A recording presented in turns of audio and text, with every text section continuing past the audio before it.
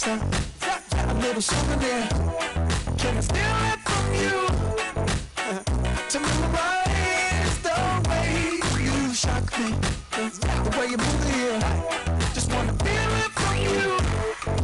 Hey, don't be afraid to catch feels. Raindrop up and chase thrills. hey, I know you ain't afraid of pop pills. Baby, I know you ain't scared to catch feels. Feels with me. I'm your window shopper. Hey, sucker for your novel. I'm wearing your goggles. Virtual reality. Hey, it ain't what it cost you. It might be $1 as long as it shocks you. Memory, electricity. Mind if I steal a kiss, a little souvenir? Can I steal it from you?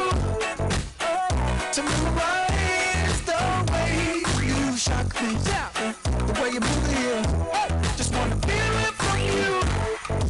Hey, Don't be afraid to catch feels. Raindrop up and chase thrills. I know you ain't afraid of pop pills. Baby, I know you ain't scared to catch feels. Feels with me. Goddamn, I know you love to make an entrance. You like getting paid attention. You mix the wrong guys with the right intentions. In the same bed, but it still feel long distance. You're looking for a little more consistency, but when you stop looking, you gon' find what's meant to be. And honestly, I'm way too done with the hoes. I cut off all my exes for your X and O's. I feel my old flings was just preparing me. When I say I want you, say it back, parakeet. Fly your first class through the air, Airbnb. I'm the best you had, you'll just be comparing me to me. I'ma act this sexual. If I put you on my phone and upload it, it'll get maximum views. I came through in the clutch, more than lipsticks and phones. Wore your faith cologne just to get you alone. Don't be afraid to catch feels.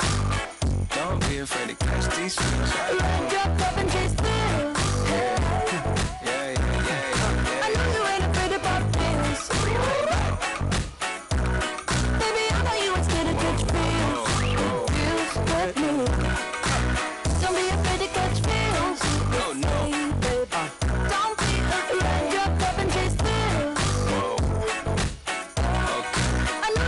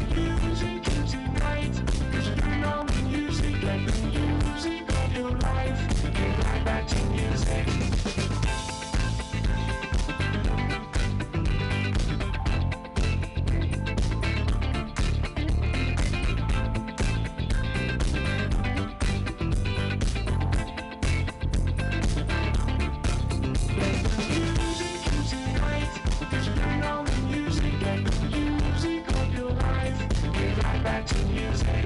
Music right. 'Cause you know music and the music of your life. Get right back to music.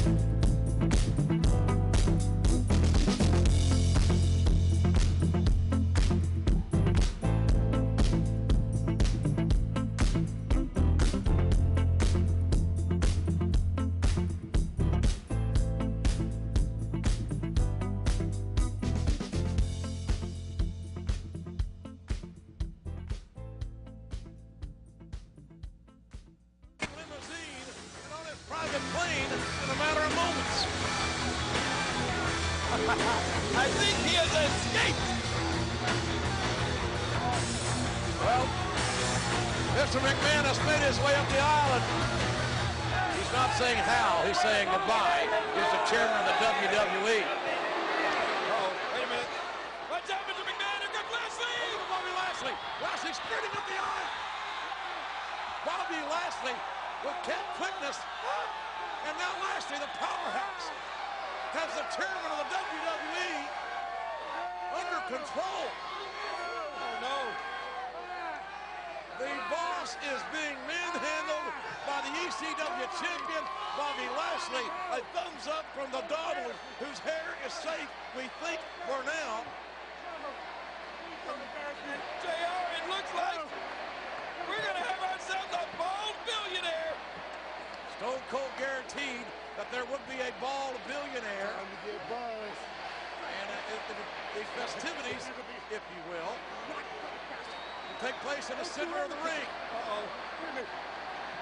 Turn around. The scent of a rattlesnake and a raw bull. Oh, no. Mr. McMahon, you might want to get used to that feeling right there.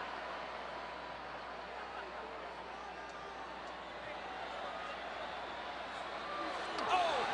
Look out! There it is! Adding more insult to injury, Mr. McMahon has been thwarted by a Stone Cold Stunner, and now Austin giving a Lashley directions to load McMahon in that barber's chair. A stunned McMahon being strapped into the chair. And this barber chair that must have belonged to a mighty bad barber who's got straps for your arms. Please, I don't deserve this. And a seatbelt for your waist. I don't deserve this, damn it. My dentist has a chair like that, but I've never seen a barber chair. Uh-oh. Austin restraining McMahon, who's begging don't do this to me. for a reprieve. Come on, Bobby, let's go. How you doing, man? How you doing? I'd love to hear what Mr. McMahon is saying. Oh, no. Oh, no. Oh, my God. Oh, my God.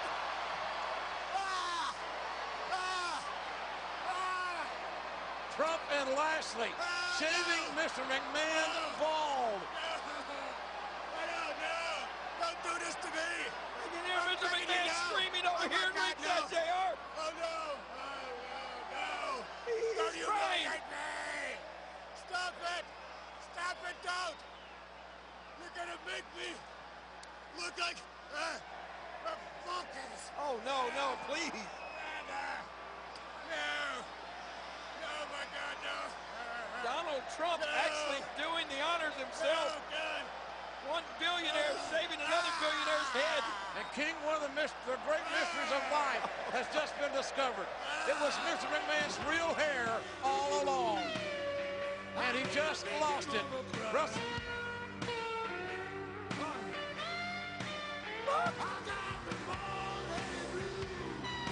Bald-headed blue? Oh, no, wait a minute.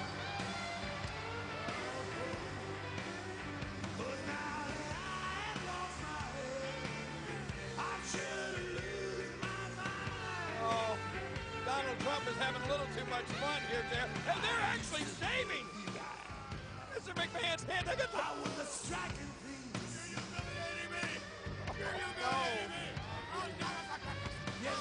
Hey, be careful. Oh.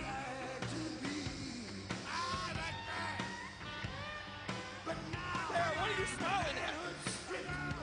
You think this is funny? I'm not really smiling. You know, I've got Bell's palsy. I can't really smile big. Oh, still, Mr. McMahon, you don't want to get nicked. Well, WrestleMania 23 may be all grown up, but Mr. McMahon's hair has been all cut off. Yes. And Austin is loving this. And now look at Bobby Lashley. Oh, this should be something. The mirror in hand. McMahon strapped to the barber chair. Now being released, but the damage has been done to the catatonic chairman of the WWE. Show the man a little mercy. Let him have some dignity. Wipe that stupid shaving cream off his face. McMahon joining Austin and Lashley as a ball person. Just close your eyes. Don't look. Show him the mirror, Lashley's got a lot of balls. Oh, no. Oh, no, no, no, no, no. Oh, no. Get me out of here. No. We got to come on. McMahon overturned in the barber's chair after seeing what he looked like. One of the most successful businessmen in American history, Vince McMahon, at his own creation, WrestleMania, has been totally humiliated at the hands of Bobby Lashley and his billionaire representative, Donald Trump. Good God, what a...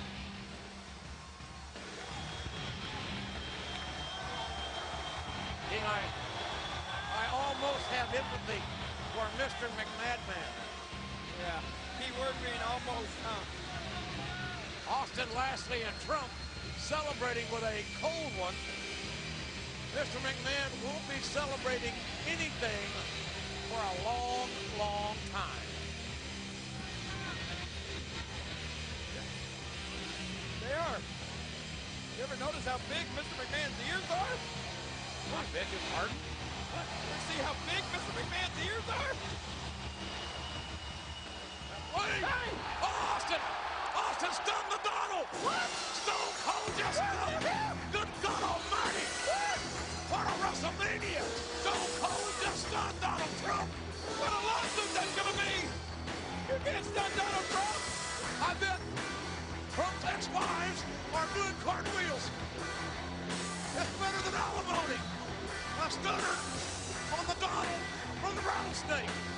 That's a real hostile takeover. Oh my God! Look, every hair's still in place.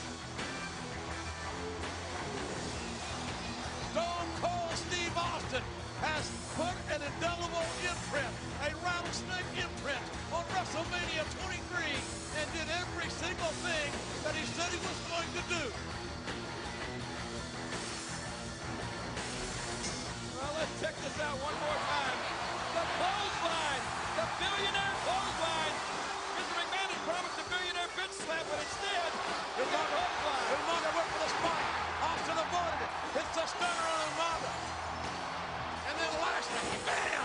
Oh God, what a collusion! And here's what happens when you lose a battle of the billionaire hair match. Your man loses, you lose your hair. If you have Mr. McMahon and hair in the WrestleMania pool, You lose. Well, Don't do this to me. I'm bringing you. oh my God. Hey, King, what do you think that hair's worth? I don't know, but I know that tonight if Mr. McMahon wants to run his fingers through his hair, he's going to have to cut holes in his pants pocket. Somebody save that hair. It'll be worth a ton on eBay. That is Get the hair. There, go get the hair. I'm not going to touch his hair. Maybe Vince will buy it back. Oh my God.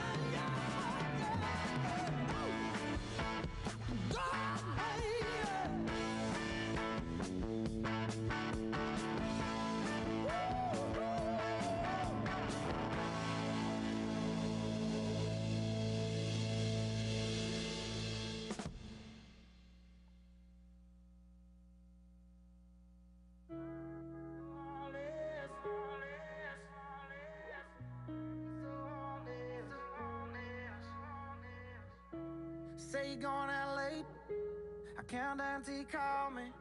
It's just one of those things that you do when you're lonely, and you're all about the chase, but you won't ever let me catch you.